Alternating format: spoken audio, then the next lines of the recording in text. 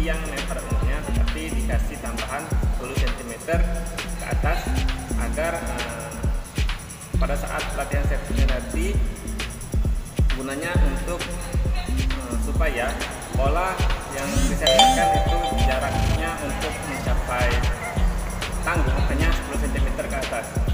Oke, langsung saja. Di sini pada tapak tiang itu terbuat dari plat besi berukuran 30x30. Selanjutnya pada bagian pangkal tiang itu terbuat dari pipa besi berukuran 9 cm. Di sini selanjutnya tiang yang keduanya ini berukuran 8 cm yang terbuat dari pipa besi sama, dan di atasnya yang paling kecil itu berukuran 6 cm sama terbuat dari pipa besi.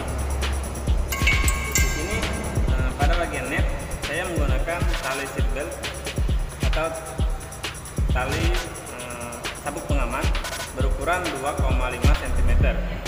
Di sini saya juga menambahkan mur yang berukuran 12 supaya tiangnya nanti bisa kencang dan tidak goyang.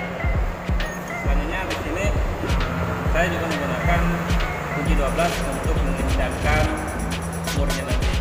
Oke, langsung saja kita coba rangkai alatnya.